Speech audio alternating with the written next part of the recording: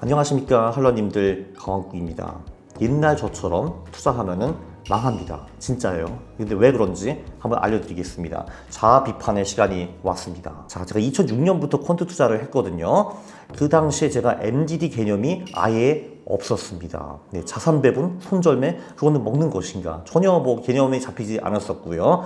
저는 그냥 그때부터 개별주 퀀트 투자를 신나게 했습니다. 그러니까 뭐 성장주, 가치주 뭐 이런 거 있잖아요. 뭐 우량 가치주 이런 거, 그런 걸로 제가 2006년부터 한 17년까지 10년 동안 투자를 했습니다. 그래서 2017년에 비로소 리스크 관리에 대한 개념이 잡혔어요. 가장 기여를 하신 분들은 저희 사부님, 이 영상 보시면 나오죠. 그리고 시스트레이더 79 이런 분들이거든요. 그래서 그때부터 자산 배분도 하고 동적 자산 배분도 하고 손절도 하고 뭐 이런 거를 했습니다. 자, 그래서 그렇게 해도 자산 늘었어요. 제가 멍청하게 투자를 했지만 2006년에 제가 돈이 빵원이었는데 2009년 입사할 때 한 2,500만 원이 되었어요. 제가 그 당시에 뭐 용돈 같은 것도 좀 받고, 그리고 뭐 공익 월급도 있었고, 뭐 이거를 다 모아가지고 투자를 했거든요. 그리고 그 돈이 2016년에 6억이 되었습니다. 그러니까 이때까지는 제가 정신을 못 차리고 계속 개별주 퀀트 투자만 했다, 이런 얘기죠. 자, 그 6억 중에서 뭐 이런 분들도 계시다고, 그거는 투자를 본 거 아니잖아 하실 텐데, 일단 뭐 3천만 원 정도는 제가 부동산 수익이었고요. 나머지는 월급을 절약해가지고 그거를 퀀트 투자로 불린 겁니다. 자, 그러면 굉장히 잘 된 거 아니냐라고 말씀하실 텐데, 물론 결과는 대단히 좋았습니다. 사실 뭐 입사 7년 만에 6억을 번 거는 not bad이잖아요. 뭐 not bad이기는 한데, 근데 누가 봐도 이거는 운이 좋았다라는 거를 말씀드리고 싶고요. 제가 운이 좋았다고 여러분이 그 똑같은 방법을 되풀이하면 되는가 안 되는가? 당연히 안 되겠죠. 자, 근데 왜 제가 운이 좋았는가 설명을 드리겠습니다. 일단 2008년에 금융위기가 왔죠. 아마 기억이 나실 거고, 아니면은 기억을 못 하시면은 아마 들어는 보셨을 거예요. 리만 브라더스, 미국 부동산 와당탕 쾅쾅 뭐 이런 거 있잖아요. 그게 2008년이었거든요. 저는 2006년에 투자를 시작했고, 그리고 제가 말씀드렸지만 2006년에 제 돈이 빵원이었기 때문에 2008년에 제가 모아놓은 돈이 기껏해야 2천만 원 언저리였을 겁니다. 자, 그런데 그때 어떤 일이 있었냐면은 그때 제가 그 연단위로 25%를 얻어 맞았는데, 근데 사실 금융위기가 10월에 왔거든요. 2008년 10월에 왔는데, 그때 제가 어떤 전략을 썼는가? 그냥 포트폴리오를 보기 싫어가지고 계좌를 그냥 꺼버렸습니다. 그래서 그냥 안 봤거든요. 그렇기 때문에 아마 제 MDD는 25%보다 훨씬 더 높았을 겁니다. 근데 이게 사실 스마트한 방법은 아니죠. 제 생각에는 아마 제가 그때 뭐 40%는 잃지 않았나 생각이 듭니다. 네, 그래서 어쨌든 잃었는데, 자, 다행인 거는 그때 제가 돈이 2천만 원밖에 없었기 때문에 뭐 40% 깨져봤자 800만 원 아니겠습니까? 그죠? 그런데 이게 2008년에 운 좋게 금융위기가 왔다, 이겁니다. 그게 뭐가 운이 좋았느냐? 그 금융위기가 제가 한 2015년에는 4, 5억 정도 모아 있었는데, 그때 만약에 반토막이 되었다 하면은 그 멘붕을 제가 어떻게 감당을 했었겠습니까? 그쵸? 아마 못했겠죠. 그냥 제가 2015년까지 막 열심히 막 해가지고 5억을 모아놨어요. 근데 그 돈이 갑자기 2억이 되는 거예요. 제가 뭐 그 미래를 볼 수 있는 사람도 아니고, 금융위기가 2008년에 올지 15년에 올지 어떻게 합니까? 그죠? 예, 근데 정말 운 좋게 제가 별로 돈이 없었던 2008년에 금융위기가 왔다, 이겁니다. 그리고 그 후에는 2008년부터 16년, 17년까지는 금융시장에 별 큰 문제가 없었어요. 그게 이제 아주 대단한 행운이었죠. 그죠? 예를 들면 최근을 한번 보세요. 2018년에 장이 크게 흔들렸고, 20년에 코로나 때문에 흔들렸고, 21년 전쟁이 났네. 그러니까 보시면은 최근에는 이렇게 장이 많이 흔들린 사례가 훨씬 더 많았다라는 거를 볼 수가 있죠. 그러니까 제가 되게 진짜 운이 좋았던 거고, 그리고 2008년에 뭐 큰 위기가 있었다고는 하지만 금융위기 때문에 사람이 죽었다든지 전쟁이 났다든지 뭐 이런 거 없었지 않습니까? 그죠? 물론 이제 그것 때문에 인생이 팍팍해지신 분들은 많이 있었을 거예요. 그러나 그 금융위기 때가 엄청난 대재앙, 그러니까 엄청난 홍수, 핵폭탄, 전쟁 이런 게 아니었지 않습니까? 그래서 제가 2006년부터 16년까지 10년 동안 투자를 했는데, 결국은 별로 엄청 대단한 큰 일이 없었다라는 걸 알 수 있어요. 이게 다 운입니다, 여러분. 다 운이었고요. 예를 들면은 1914년부터 45년, 그 30년 역사 공부를 하시면은 아마 굉장히 끔찍할 겁니다. 근데 이런 일이 다시는 발생할 수 없다라고 아무도 장담할 수가 없는 거거든요. 오맨 이라고 생각이 되죠. 그래서 저는 진짜 한 MDD가 50% 60%짜리 전략으로 10년 동안 투자를 했다는 건데, 그거는 이제 어떻게 비유를 할 수 있냐면은 그냥 눈을 감고 지뢰밭을 랄랄라 10년 동안 이렇게 다닌 겁니다. 근데 운 좋게 지뢰가 안 터진 것 뿐이에요. 아니 뭐 터졌는데 제가 막 비껴간 거예요. 그러니까 그러니까 그러니까 펑 터졌는데 뭐 내 손톱 정도만 다친 거예요. 그래서 아이고 이렇게 된 건데, 근데 이거 진짜 운이 좋았던 거지. 여러분들도 2023년부터 33년까지 그렇게 투자하면은 이만큼 운이 있을까? 글쎄, 저는 모르겠습니다. 저처럼 투자하면 큰일 난다 이거예요. 큰일 나는 겁니다. 자, 그래서 워렌 버핏이 괜히 투자에서 가장 중요한 거를 첫 번째, 절대 돈을 잃지 말아라라고 했고, 두 번째, 첫 번째 룰을 절대 까먹지 말아라라고 한 겁니다. 자, 그럼 여기서 질문이 나와죠. 야, 그럼 너는 왜 그딴 식으로 투자했니? 10년 동안, 2006년부터 17년까지 도대체 왜 개별주 펀드 투자만 한 거니? 라고 질문을 하실 거 아니에요? 아, 제가 무식해서 그랬습니다. 전 몰랐거든요. 자산배분, 손절매 이런 거 기름이 안 잡혔잖아. 그러니까 이제 안 한 거지. 사실 이런 식으로 MDD를 10%로 줄일 수 있는 방법 다 2017년 후에 제가 깨달은 거죠.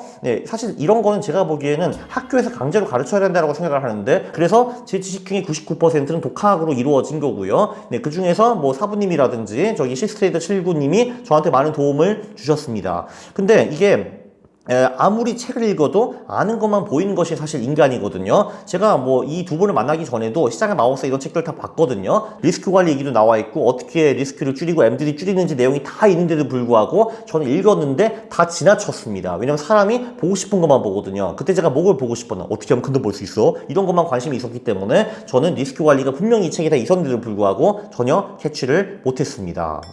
뭐 그랬죠. 이게 그래서 리스크 관리 내용이 나오면은 그냥 딱 읽자마자 제 두뇌에서 그걸 삭제를 해버렸어요. 제가 관심이 있었던 거는 그래서 언제 사는 거야, 뭘 사야 되는 거야, 어떤 타이밍에, 이런 것만 관심이 많았거든요.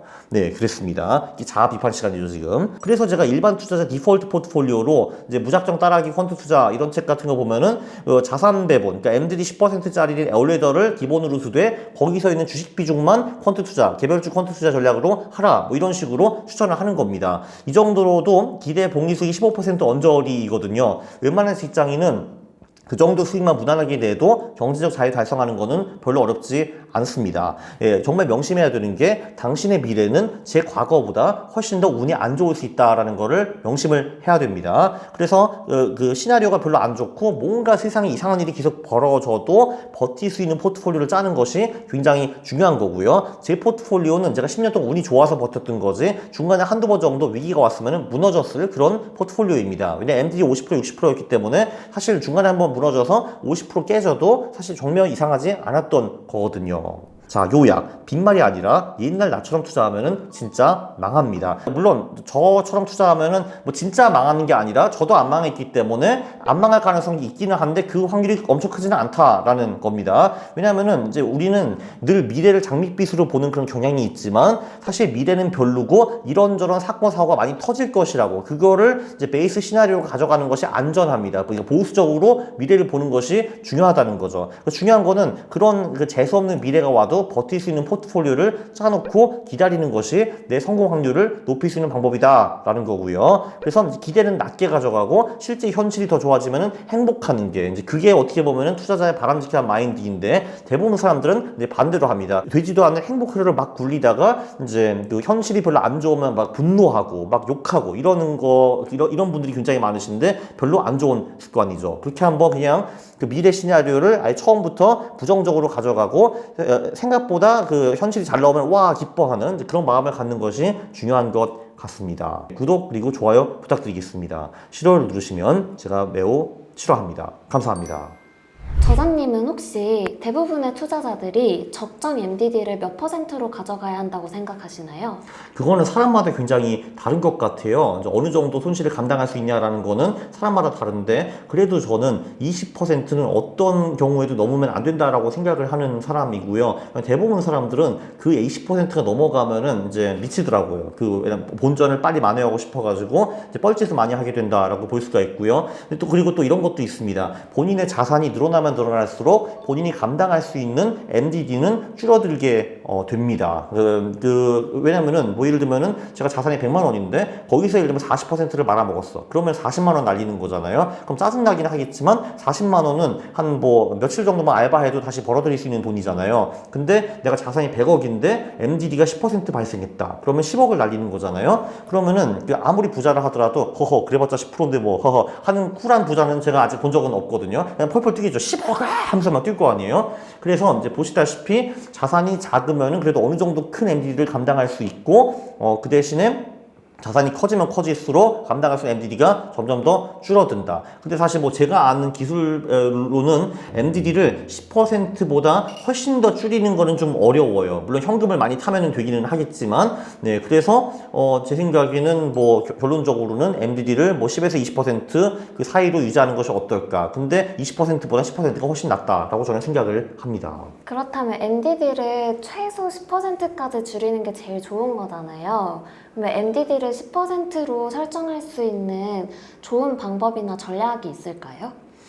조금 전에도 말씀드렸는데 일단 자산 배분이라는 훌륭한 툴이 있고요. 그리고 마켓 타이밍, 그러니까 뭐 동적 자산 배분이라든지 뭐 그런 게 될 수가 있고, 그리고 펀드 투자를 좀 덜 하고 개별주 투자 위주로 하신다라고 하면은 뭐 빨리빨리 손절을 해가지고 리스크로 관리하는 것이 최선이라고 저는 생각을 합니다.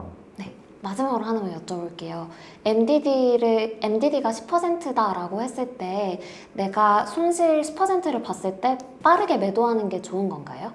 그렇게 볼 수는 없는 게, 왜냐하면은 그냥 10% 손실 봐가지고, 팔아버렸다. 그것까지는 좋은데, 내가 다음 거래를 할 때 또 10%를 깨먹을 수가 있는 거잖아요. 그럼 그 10%가 누적이 될 수가 있어요. 그래서 예를 들면은 개별주를 할 경우에는 절대로, 한 번에 그 총 자산의 10%를 잃어버리는 그런 행위를 하면 안 되고, 그거보다 훨씬 더 빨리 팔아야 돼요. 아, 그러니까 MDD하고 손절 기준은 다른 거네요?